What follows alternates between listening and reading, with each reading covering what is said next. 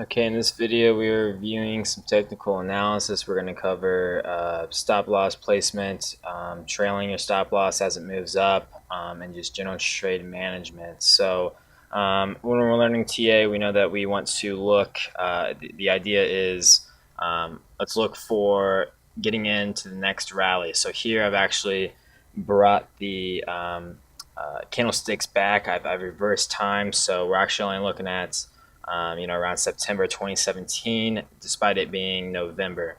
So I'm looking to get in for the next rally. When do I buy? That's the points that we're looking for when we're trying to get into a new trade.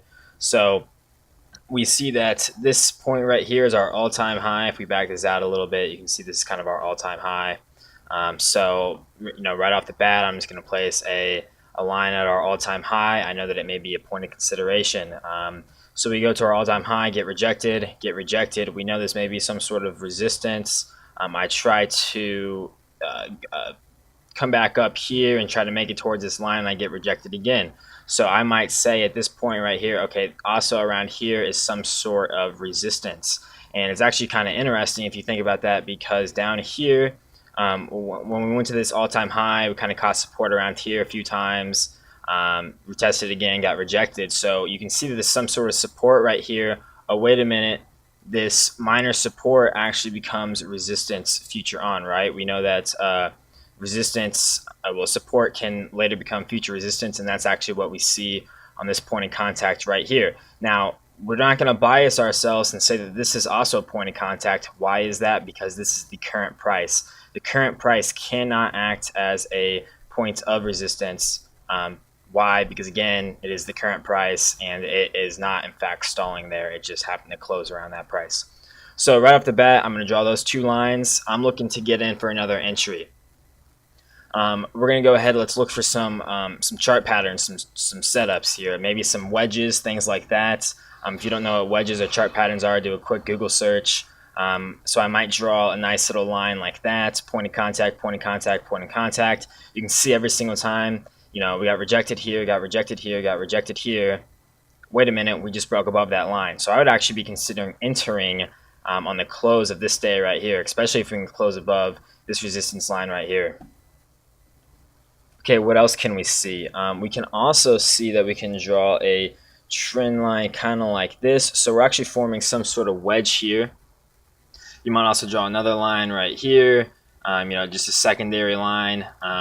Now the secondary line I just drew there really only has 2 points of contact, but that's fine. We can still draw it and have, we won't bias ourselves too much off this line, but I see a longer trend line right here. So automatically we see that we have a wedge chart pattern. We know wedge chart patterns can either break to the upside or break to the downside. So right now it looks like we are actually breaking to the upside. And let's go ahead, let's look at volume real quick.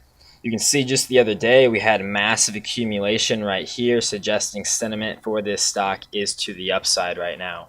Another small note is that notice we had a low here, and then we had a higher low right there. So it shows that we're gaining some traction. Our low didn't follow any further than this past low right here. Let's also take a point to note here. So these two lines right here are the 200 SMA and EMA. Notice how it kind of caught support around there, and it also kind of caught support around there. We know that traditionally they act as dynamic support and resistance, and we're bouncing off of that and moving higher. So I would actually be considering an entry right here. So if I have a $10,000 account, maybe I consider a $1,000 entry. So let's just say I enter on this day right here. Now we know that we have to always determine our stop loss before we enter any trade. So let's think about this. And notice we are charting on the log scale right now.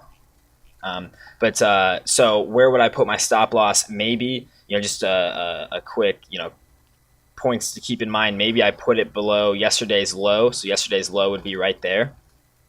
And let's measure that. We know that we want our stop losses to be anywhere from 3 to 5%. Really no more than that. So right now we have a 4.17% stop loss. I'll take that. I think we have decent risk management here. And I'm going to be looking to put my stop loss in this area right here. Since we're trading a wedge, I'm going to be looking to put it inside the wedge, right? because we know that this thing could come back down, test the wedge, and then bounce off. We know that stocks do tend to do that. So we know that we don't want to put it, anywhere on here in the wedge. We know that we want to kind of put it below the midpoint, so to speak. What else could we do? We could also look at the weekly chart, and I could say, so this is this week. I could say, okay, I'm going to put it halfway in between last week's candle. So this was last week's candle right here. I'm just going to say, let's put it. I would measure this, put it in the very middle of the candle.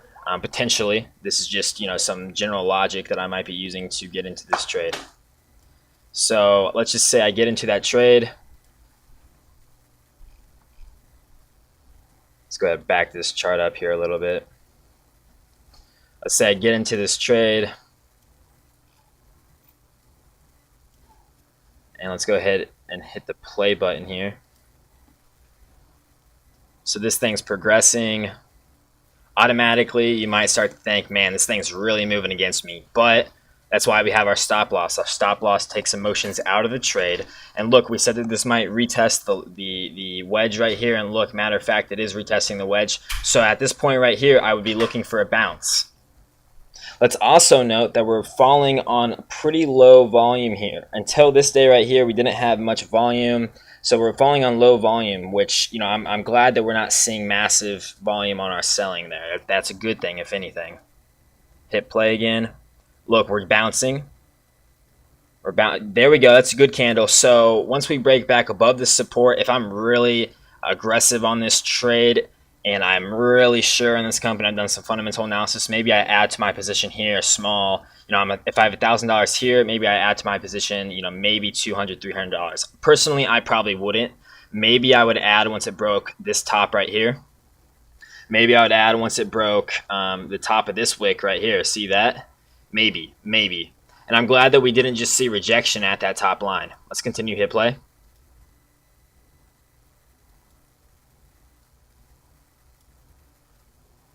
Okay. See how it went up to this line and it's now bouncing below it. But notice we're seeing some Doji candles. If you don't know what Doji candles are, go ahead and Google it.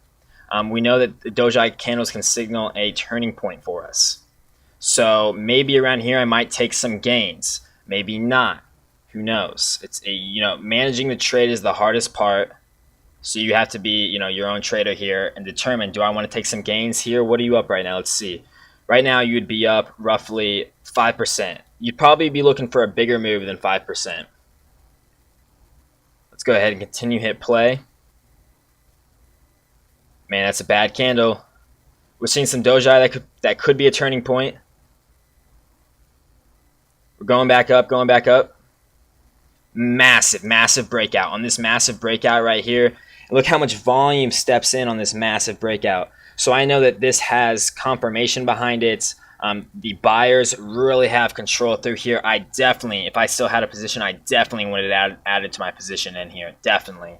I would have probably, if I had, let's say I still had $1,000 even on this pullback, I probably would have, added, a decent amount of money, maybe, $500 to $800, maybe doubled up, probably not. And you kind of see it kind of caught support around this old support and resistance line. And we know that support and resistance is an exact level, but rather an area. So I'm going to keep playing the chart out here. Let's see what it does. Boom, boom, boom. It just keeps going here. News probably happened there. Moving higher. And notice I haven't been talking about my stop loss at all, but I will say, if we were to back it up to this point right here, I probably would have moved my, I'm up 5%. I probably would have moved my stop loss up a little bit closer to break even. Once we broke above this level right here, I definitely would have had my stop loss at break even. It's all about getting that stop loss up to break even. We have to be careful not to do it too soon. Why is that? Because things can retrace. Just like it retraced here, if I had put my stop loss at break even, I would have just barely gotten stopped out. So we got to be careful not to do it too soon, but the quicker that we can get it to break even while having relative certainty that we're not going to get stopped out on it, the better. It's all about getting to that break even point.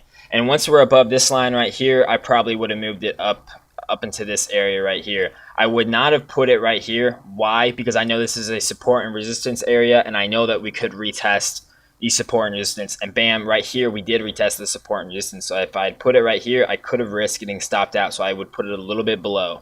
So, you know, when we're up here, I would have put it right there. You know, up here, I might even, you know, what am I up right now? Like, let's look, because it's all about taking gains. The money's not yours until you take a gain. So right now we're up 20%, and my stop loss is only locking in how much for me? A measly 7. So, you know, I'm up 20% right now. I might look to really trail this stop pretty tight. You know, maybe I only think it could have ran, maybe back here I thought it could only run 20%. So maybe I would trail a stop loss at like a 2% stop loss. You know, here was our previous high at, you know, we're right here. Our previous high was right here. So maybe I put it right below that previous high in case we retest it. And then let's continue to play this out. I guess that is, oh, no. So that's how that played out, you know, and since I'm up so large, I really would trail this pretty tight, you know. Let your gains run. I probably wouldn't sell, but I would trail it very tight. Why would I trail it very tight? It's because I want to let my gains run. However, I want to lock in my gains when I'm up 20, 30%, you know, something like that. So you don't need to have a 10% stop loss when you're up 30%. It's like one of those things where it's like, let's let them run. So I'm not going to sell. I'm going to use a stop loss to take me out so that I'm letting them run, but I'm going to trail it pretty tight. And you can use a trailing stop loss to do that. I personally have never, but this is a way that you might manage your trade in that manner. Now, this isn't the best example to do a measured move on, but I'm going to go ahead and I'm going to attempt it. So we see that we have some sort of wedge occurring here. If I was a very systematic trader and I wanted to do a measured move, I might measure from here to here, say, okay, that's 12%. I'm going to pivot it from there, and I'm going to put it, so that's around 12% is at 36.68, and I would say, okay, if I can get around 36 something, I'm gonna take some gains off the table right here, and it would not have been a bad move. Let's say you took some gains off the table once you hit this price point right here. Even if you only reduce your position by 50%, you could have then added on this massive, you know, whatever news, well, I guess earnings came out here. You could have added on this dip if you really wanted to. Would have been a little riskier because it is on earnings, but I would have taken some gains off the table, and I just locked in. At least I locked in 15% gain in 31 days worth of trading, or 43 days of, you know, just life. So that's how I would manage this trade. I hope this video helped. Like, comment, subscribe. Let me know your thoughts.